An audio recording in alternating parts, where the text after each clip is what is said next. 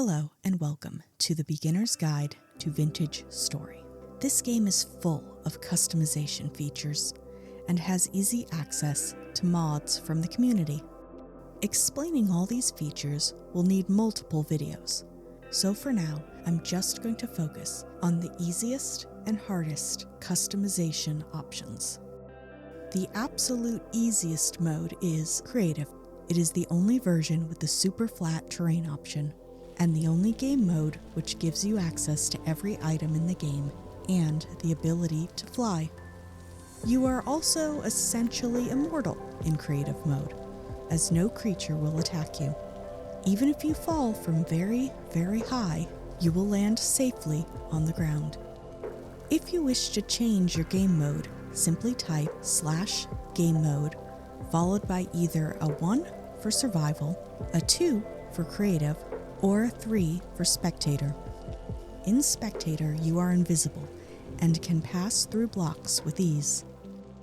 Creative mode is great for testing out features, designing new builds, or examining items or mobs you haven't seen during your other playthroughs. Now, let's talk about the gameplay options. There are 5 in total. We already talked about creative, and everyone should be familiar with standard or the default mode. Homo sapien is essentially standard with the lore and history removed. If you look here, I opened 2 game worlds using the same world seed. One in standard, where you can see a trader here, and some ruins here. If I use the same world seed, but in Homo sapien mode, the trader and the ruins are no longer present. Now for the fun part, easy mode and hard mode, also known as exploration and wilderness survival. Exploration is essentially standard on easy mode. Crops don't get damaged in winter. You keep inventory if you die. Animals are only aggressive if you attack them, plus a few other changes to make it easier to survive. The only feature you may not like is the slower walking speed. Unless you really want to take your time moving about, I'd recommend changing that setting to normal or faster.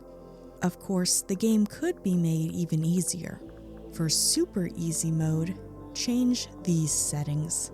In the first tab, increase the grace timer to 10 days. This will delay when drifters spawn to the maximum.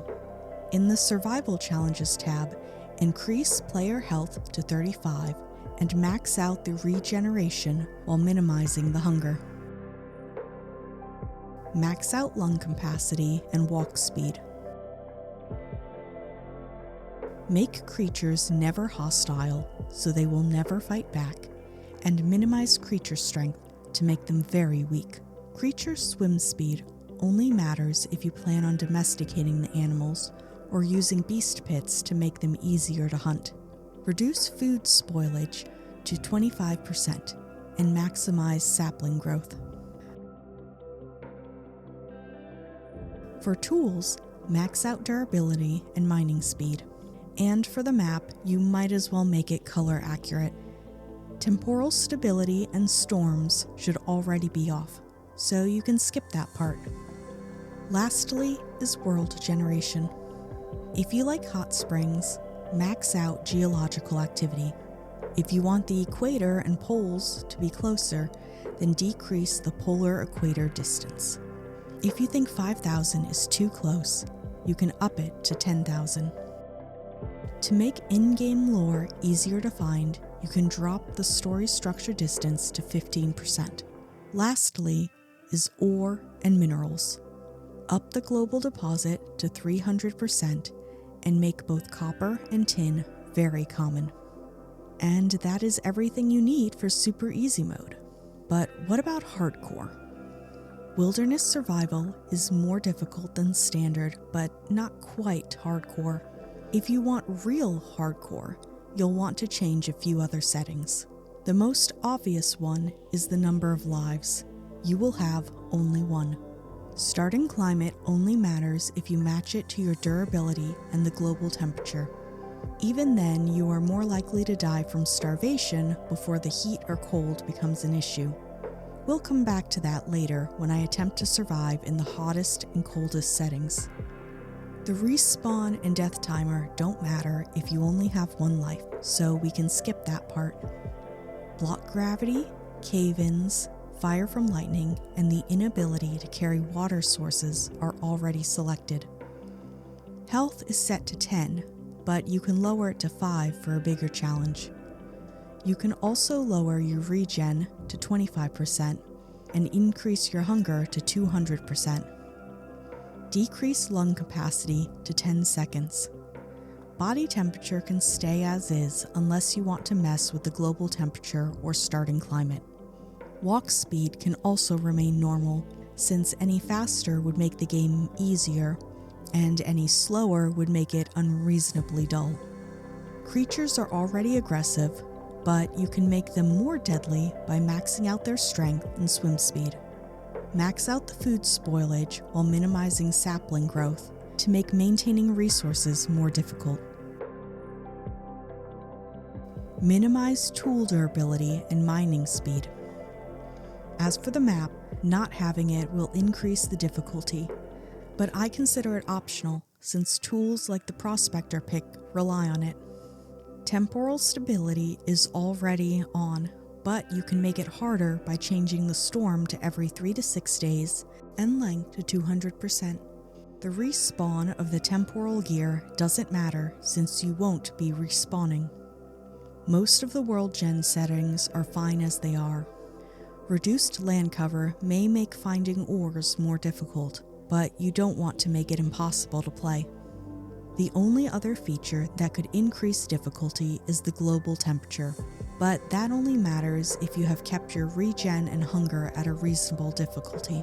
If you have maxed them out, you will likely starve before you freeze or die of heat stroke. Naturally, this means I have to give it a try. I decided to start on the hottest setting and made sure my durability was set for cold temperatures and not hot temperatures. When I spawned in, it was already raining. I soon came across a savanna-type biome. It was full of hyenas and gazelle. I couldn't help but wonder if hyenas were the wolves of this area. They were. The heat had yet to be a problem, but soon my hunger was causing damage. Perhaps if I had focused on making tools first, I could have stood a chance. But by this time, it was too late. Next, I loaded up a snowball world and gave myself durability against heat, but not cold. At least I'm pretty sure that's how that feature works.